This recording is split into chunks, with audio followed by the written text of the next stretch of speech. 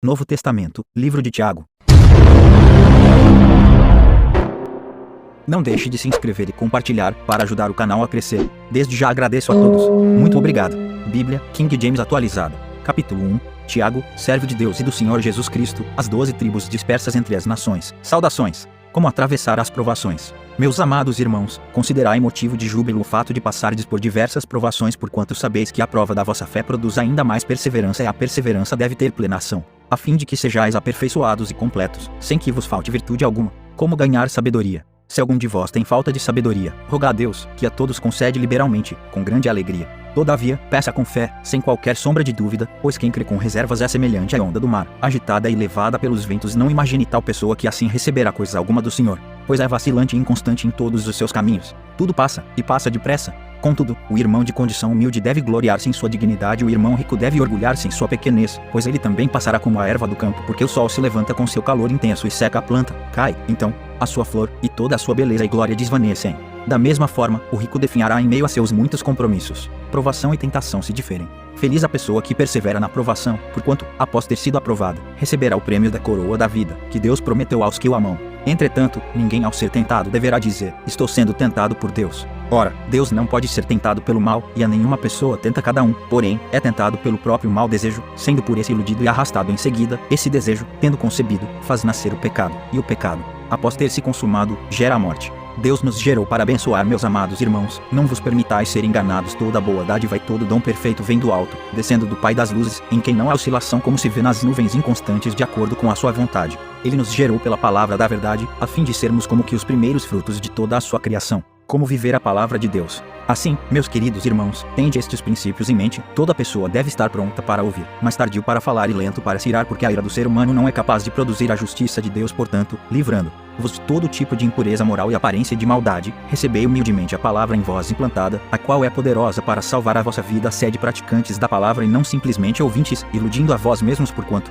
se alguém é ouvinte da palavra e não praticante, é semelhante a um homem que contempla o próprio rosto no espelho, e depois de admirar a si mesmo, sai e logo se esquece da sua aparência. Porém, a pessoa que observa atentamente a lei perfeita, a lei da liberdade, e nela persevera, não sendo ouvinte negligente, mas praticante zeloso, será muito feliz em tudo o que empreender. Se alguém se considera religioso, mas não refreia a sua língua, engana-se a si mesmo.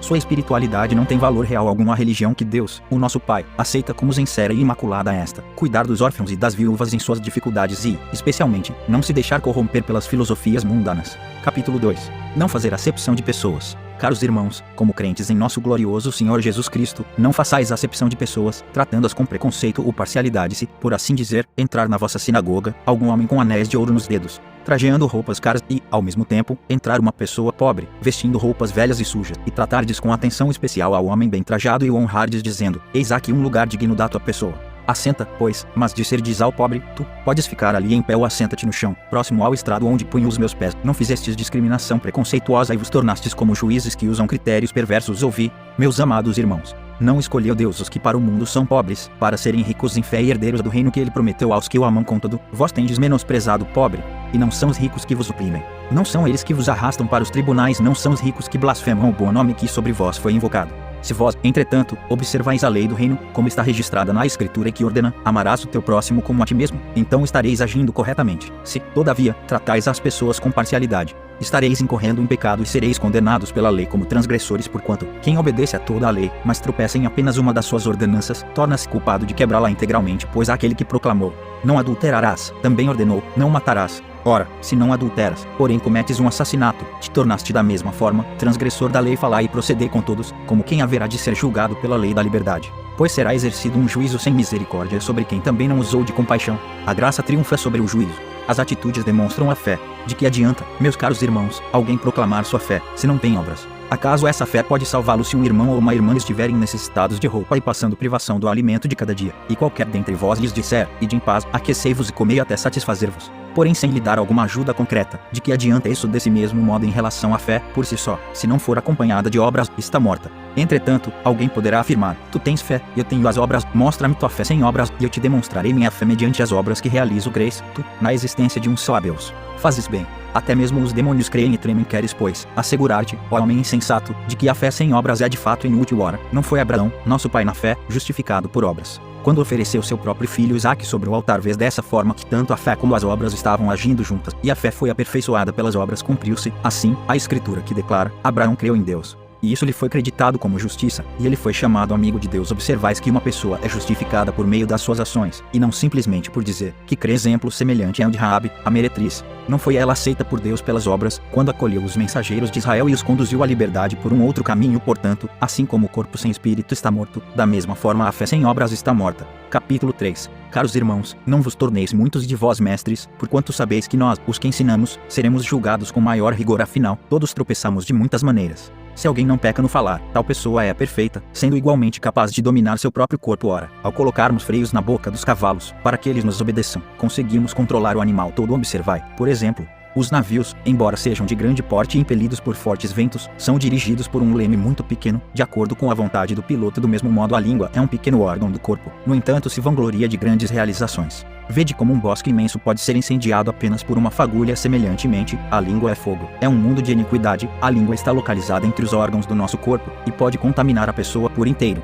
E não somente põe completamente em chamas o curso da nossa existência, como acaba, ela mesma, incendiada pelo inferno, pois toda espécie de feras, aves, répteis e criaturas marinhas é possível domar e, de fato, tem sido domada pelos seres humanos. A língua, contudo, nenhuma pessoa consegue dominar.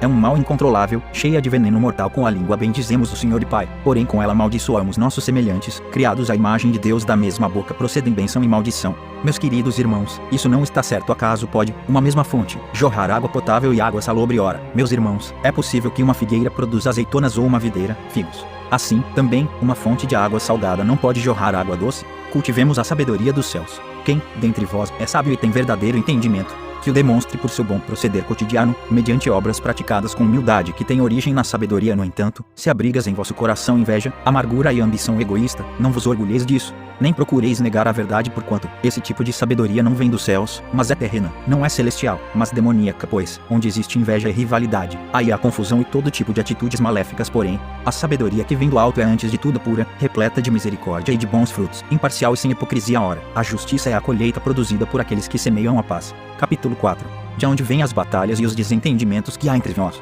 De onde, senão das paixões que guerreiam dentro de vós? Cobiçais e nada tendes. Matais e invejais, porém não conseguis obter o que desejais. Viveis a brigar e a promover contendas. Todavia, nada conquistais, porque não pedis. É quando pedis não recebeis, porquanto pedis com a motivação errada, simplesmente para esbanjardes em vossos prazeres adúlteros. Ou não estáis cientes de que a amizade com o mundo é inimizade contra Deus? Ora, quem quer ser amigo do mundo torna-se inimigo de Deus. Ou imaginais que é sem razão que a Escritura afirma que o Espírito que ele fez habitar em nós é ela com ciúmes dos seus? Todavia, ele nos outorga graça ainda maior. Por isso, declara a Escritura, Deus se opõe aos arrogantes, mas concede graça aos humildes. Portanto, sujeitai-vos a Deus. Resisti ao diabo, e ele fugirá de vós. Achegai-vos a Deus, e ele acolherá todos vós. Pecadores, limpai as vossas mãos, e vós que tendes a mente dividida pelas paixões, purificai o coração, entristecei-vos, arrependei e chorai. Abandonai o riso fácil e pranteai, trocai a vossa euforia pelo pesar. Humilhai-vos na presença do Senhor, e ele vos exaltará. Não julgar ou falar mal dos irmãos. Caros irmãos, não faleis mal uns dos outros. Quem se põe a falar contra algum irmão ou passa a julgar o seu irmão, acaba protestando contra a lei e a julga também.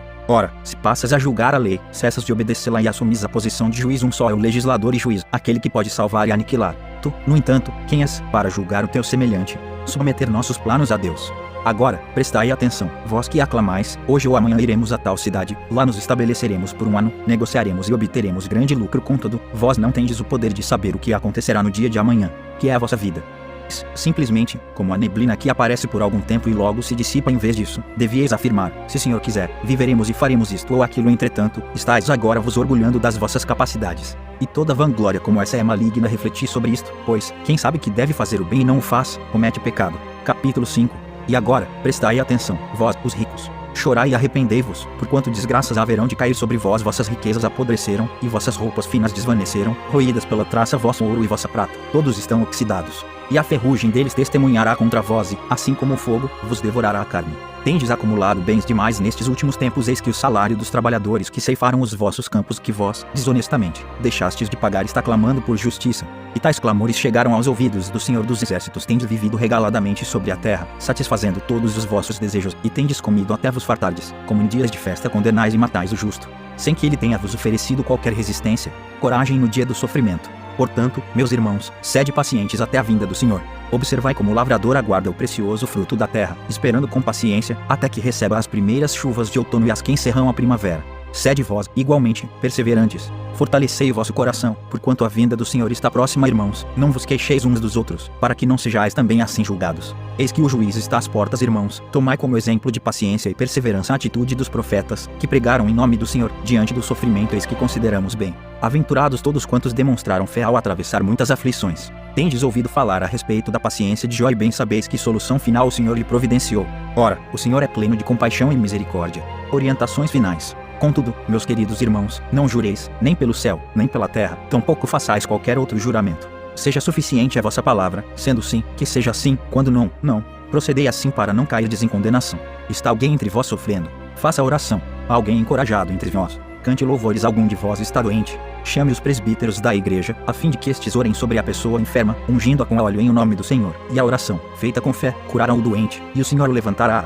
E se houver cometido pecados, será perdoado. Portanto, confessai vossos pecados uns aos outros e orai uns pelos outros para serdes curados. A súplica de uma pessoa justa é muito poderosa e eficaz. Elias era uma pessoa frágil como nós. Ele orou fervorosamente, rogando para que não chovesse, e não choveu sobre a terra durante 3 anos e meio. Então, fez outra oração, e os céus derramaram suas chuvas e a terra produziu seus frutos. Queridos irmãos, se algum de vós se desviar da verdade e alguém o reconduzir a ela, lembrai-vos disto: quem ajudar um pecador a se arrepender do seu mau caminho salvará da morte essa alma e contribuirá para o perdão de uma grande multidão de pecados. Assim chegamos ao término de mais um livro.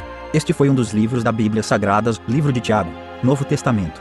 E aí, gostou do livro? Qual é a sua opinião sobre o livro? Fim do resumo. Por favor, comentem nomes de livros abaixo. Em breve postarei mais livros para vocês. Lembrem-se, conhecimento é poder. Muito obrigado a todos.